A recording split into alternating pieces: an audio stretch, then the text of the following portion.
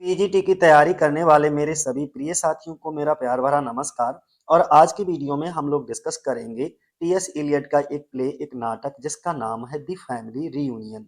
अगर हम दी family reunion की बात करते हैं तो इस प्ले को ब्लैंक वर्स में तो लिखा गया है, लेकिन इसमें आइम्बिक पेंटामीटर का यूज नहीं किया गया है। ज्यादातर क्या होता है कि ब्लैंक वर्स में अगर कोई चीज लिखी होती है तो उसमें आइम्बिक पेंटामीटर का यूज होता है, लेकिन इस नाटक में ब्लैंक वर्स का तो यूज हुआ है, लेकिन आइम्बिक पेंटामीटर यूज नहीं हुआ है। और इस नाटक को सबसे पहली बार प्रेजेंट किया गया था 1939 में, 1939 में। और इसमें टोटल 2 एक्ट हैं। ठीक है, तो चलो शुरुआत कर लेते हैं। सबसे पहला क्वेश्चन हमारा क्या है, बोला गया है who wrote the play the family reunion. The family reunion को किसने लिखा है, तो टीएस इलियट ने लिखा है इसको।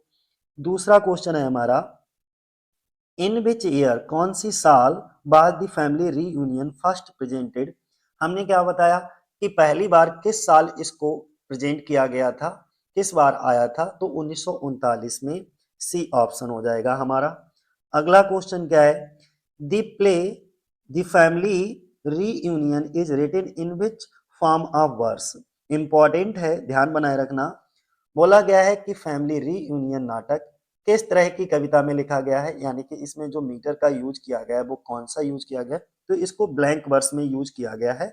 और इसमें जो ब्लैंक वर्स होता है ना, उसमें जो मीटर यूज होता है, फॉर्म तो इसका ब्लैंक वर्स है, लेकिन इसमें जो मीटर यूज होता है वो ज्यादातर आइम्बिक पेंटामीटर होता है। तो आप गलती नहीं करोगे, ये प्ले ब्लैंक वर्स में तो लिखा गया है, लेकिन इसमें आइम्बिक पेंटामीटर का यूज नहीं हुआ है। ठीक है, तो अगला क्वेश्चन इसी पर है, चौथा।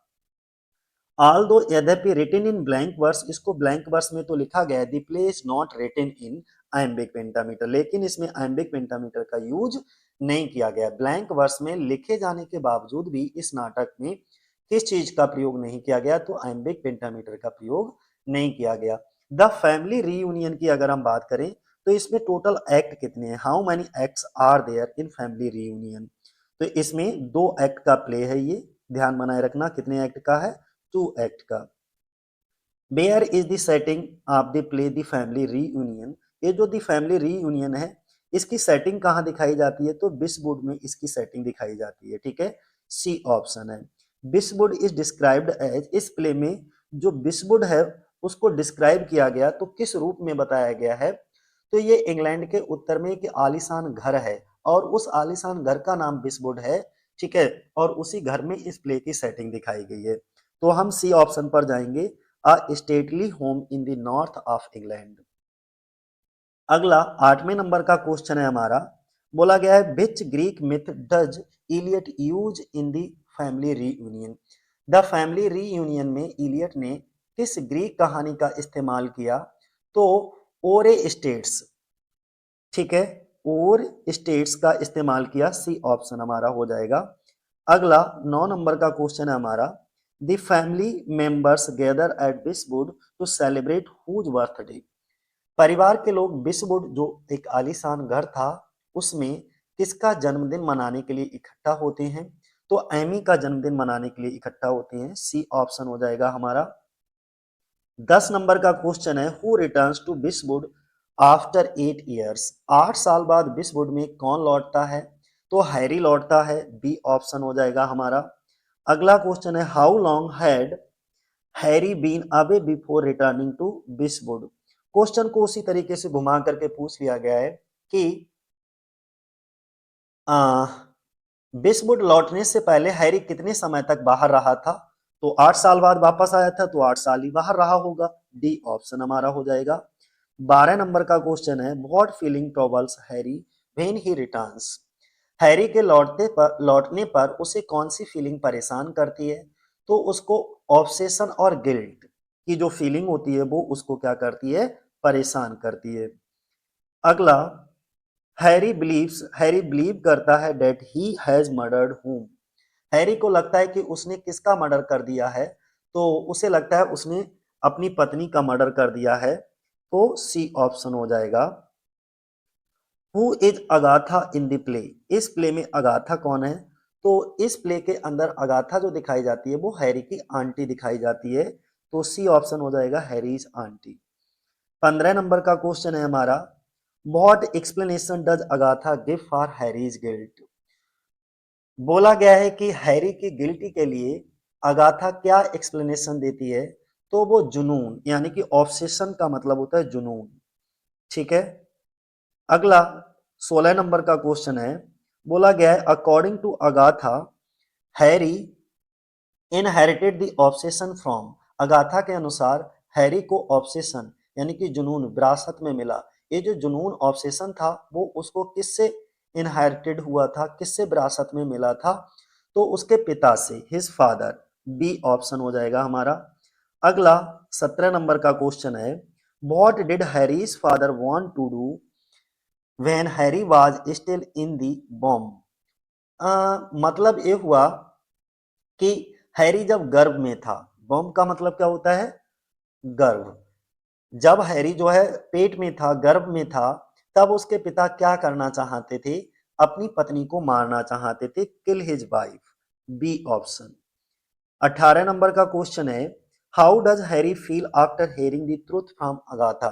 अगाथा से सच सुनने के बाद हैरी को कैसा लगता है? तो उससे बड़ी राहत महसूस करता है, वो रिलीव्ड महसूस करता है। अगला 19 नंबर का क्वेश्चन है हमारा। What decision does Harry take after learning the truth? सच जानने के बाद हैरी क्या फैसला लेता है? तो वह विस्वुड को छोड़ देता है। जो एक आलीशान बंगला होता है, मकान होता है, घर होता है, उसको वह छोड़ करके चला जाता है। और 20 नंबर का क्वेश्चन है हमारा। बोला गया बहुत tragic event occurs after Harry leaves Wishwood. Harry के विस्वुड, जो कि घर का नाम है, छोड़ने के बाद क्या दुखद घटना घटती है? तो एमी डाइज, एमी की क्या हो जाती है? मृत्यु हो जाती है। बी ऑप्शन हो जाएगा। अब हम इसके वन लाइनर क्वेश्चन डिस्कस करेंगे जो कि 25 होंगे। तो चलो शुरुआत कर लेते हैं। पहला है हमारा फैमिली रीयूनियन। ये किसके द्वारा लिखा गया नाटक है? तो टीएस इलियट के द्वारा लिखा गया नाटक है। ये जो नाटक है वो किस में लिखा गया? तो ब्लैंक वर्स में इसको लिखा गया। ब्लैंक वर्स में इस नाटक को लिखने के बावजूद भी इसमें कौन से मीटर का यूज नहीं किया गया? तो आइम्बिक पेंटामीटर का यूज नहीं किया गया। फैमिली रियूनियन सबसे पहली बार कब रिप्रेजेंट किया गया था? तो 1939, 1939 में। ये जो प्ले है वो कितने एक्ट में डिवाइड है? तो टू एक्ट, दो एक्ट में इसको डिवाइड किया गया है। और इस प्ले की जो सेटिंग है वो कहाँ दिखाई गई है? तो विस्वुड, जो कि एक बहुत बड़ा घर होता है, उसमें इसकी सेटिंग दिखाई जाती है। सातवां क्वेश्चन है कि Wishwood described as a stately home in the north of England. सातवें क्वेश्चन में बोला गया कि विस्वुड को किस रूप में वर्णित किया गया? तो विस्वुड, जो कि एक घर का नाम था, उसको उत्तरी इंग्लैंड में स्थित एक भव्य घर, भव्य घर, शानदार घर के लिए बोलते हैं इंग्लिश में स्टेटली होम, इसके रूप में वर्णित किया गया है। ठीक है। अगला क्वेश्चन है Eliot uses the myth of और state in the play. Question में यह पूछा गया है कि टीएस इलियट ने नाटक में किस यूनानी मिथक का उपयोग किया? तो इसमें ओरेस्टेट्स का एक मिथिक है, उसका यूज किया गया है। ठीक है। तो इसको याद बनाए रखना, मिथ ऑफ ओरेस्टेट्स। अगला 9 नंबर पे, the family gathers at Wishwood to celebrate. किस लिए विस्वुड में ये इकट्ठे हुए थे? तो एमी का बर्थडे मनाने के लिए। क्वेश्चन में यही बात बोली गई है कि जो पूरा परिवार होता है विस्वुड नामक घर में किस अवसर पर एकत्रित होते हैं? तो पूरा परिवार एमी के जन्मदिन के अवसर पर एकत्रित यानी कि इकट्ठे होते हैं। अगला क्वेश्चन है हैरी कितने वर्ष के अंतराल के बाद लौटता है? तो हैरी रिटर्न्स विस्वुड आफ्टर 8 ईयर। 8 सालों के बाद वो विस्वुड नामक घर में वापस आता है। Harry returns after a long gap of 8 years. ध्यान बनाए रखना कि हैरी जो है वो 8 वर्ष के लंबे अंतराल के बाद वापस आता है। 12 नंबर का क्वेश्चन है Harry feels obsessed and mentally disturbed. Harry की जो मानसिक स्थिति है वो कैसी है? तो वो बहुत ज्यादा ऑब्सेस्ड है और मानसिक रूप से बहुत परेशान महसूस कर रहा है। Harry feels obsessed and mentally disturbed 18 number, sorry 12 number. 13 number का क्वेश्चन हमारा क्या है, बोला गया है कि Harry believes that he has murdered his wife. 13 number के क्वेश्चन में बोला गया है कि हैरी को किस बात का भ्रम होता है, तो उसको इस बात का भ्रम हो जाता है कि उसको लगने लगता है कि उसने अपने पत्नी की हत्या कर दी है। अगला, Agatha is Harry's aunty. Agatha कौन है, वो हैरी की आंटी है। Agatha explains that Harry's guilt is only an obsession. बोला गया है कि अगाथा हैरी को अपराध बोध के बारे में क्या समझाती है, तो अगाथा जो होती है वो हैरी को बताती है कि यह केवल एक मानसिक ऑब्सेशन है, ठीक है। मानसिक रूप से तुम खाली परेशान हो, ऐसा कुछ भी नहीं है। अगाथा के अनुसार, according to Agatha, Harry inherited this obsession from his father. तो अगाथा उसको बताती है हैरी को कि ये जो ऑब्सेशन है वो तुम्हें किससे मिला, तो वो बताती है कि उसे उसके पिता से विरासत में मिला है, ठीक है। इनहेरिटेड का मतलब होता है विरासत में मिलना, और ये जो ऑब्सेशन की बीमारी है वो उसे अपने पिता से मिली है। Harry's father once wanted to kill his wife. Actually जब हैरी अपनी माँ के पेट में होता है तो उसी समय हैरी के पिता अपनी पत्नी को मारना चाहते हैं, और इसी वजह से उसको जो है ये ऑब्सेशन लगने लगता है कि उसे भी लगने लगता है कि उसने अपनी पत्नी की हत्या कर दी है, ठीक है। तो 17 नंबर का क्वेश्चन क्या है, Harry's father once wanted to kill his wife. Harry के पिता ने कभी क्या करना चाहा था, तो हैरी के पिता ने जो है अपनी पत्नी को मारना चाहते थे जब वो पेट में था। अगला, 18 नंबर का, this desire occurred when Harry was in his mother's womb.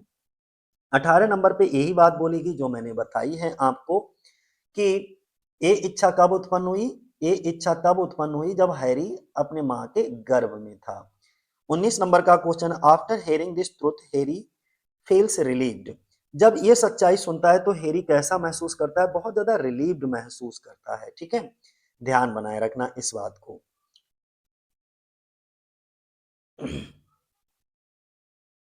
Relieve का मतलब समझते हो क्या होता है, बहुत राहत भरी सांस महसूस करना, राहत महसूस करना।